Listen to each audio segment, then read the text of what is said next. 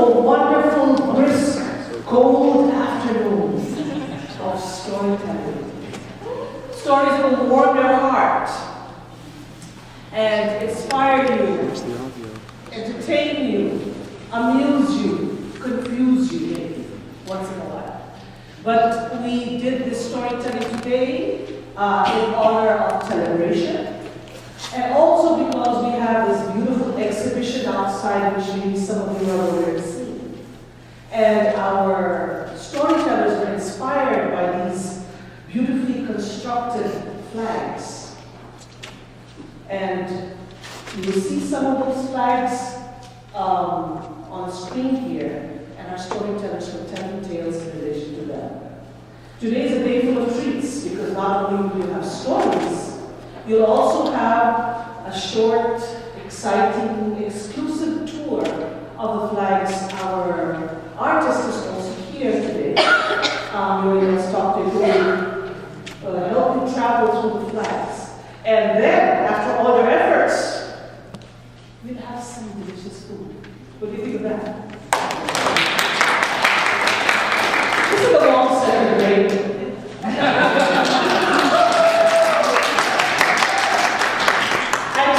Here, the director of programs here. This is our last program for the season.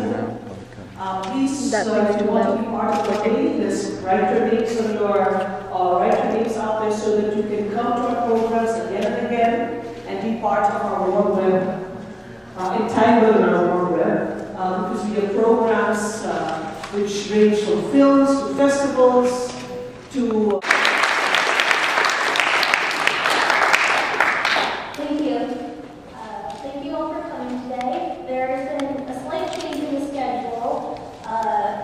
new first act is TellabrAsian, and she will be sharing Swayamvar Bright Suitor.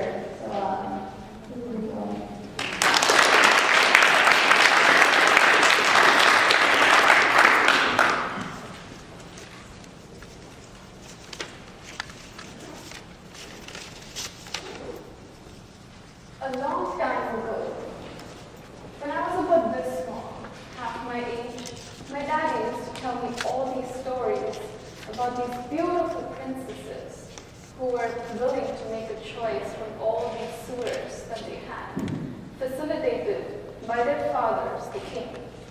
This used to be called the Swayamvar, Swayam as in me, and Var as in choice. Thinking about all these stories that my dad said, I thought he was trying to let me make a choice of my own, when he could finally let me grow my own wings and leave me free to make a choice.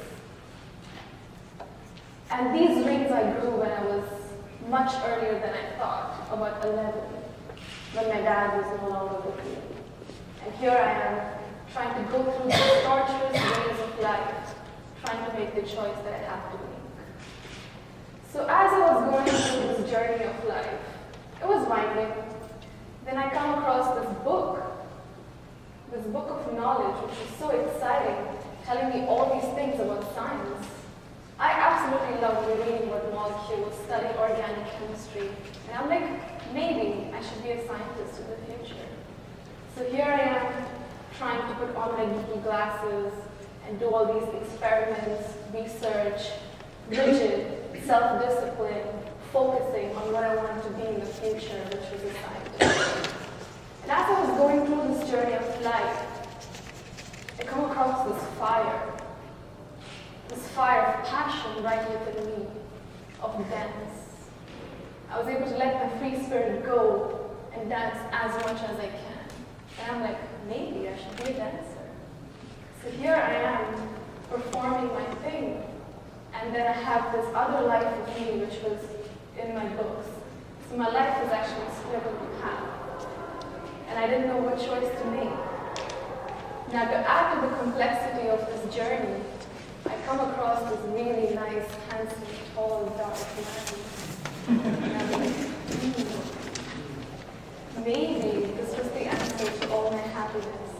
He gave me everything I wanted, treated me like this pretty princess, got me the roses and the chocolate and the wine.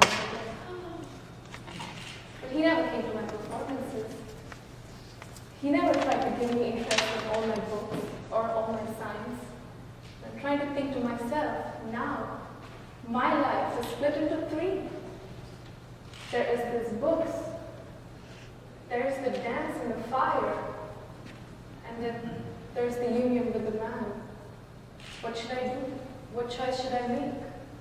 I was trying to put all these things together, trying to bridge these gaps, but slowly these threads began to tear, and my life was filled with a void. A void of emptiness because I just gave up everything.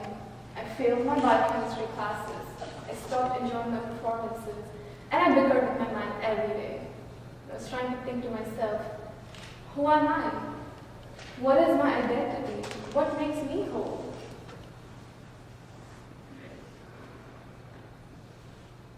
And then I tried to think of this void as a new beginning. A beginning where I can plant a seed, grow myself into this nice strong tree, build a foundation, and grow these branches. Few branches with science, a few branches with my dance, and maybe find a new person that will actually fulfill my heart. So this is what I am now, a tree. And I hope my daddy will be happy with the choice that I made. Thank you.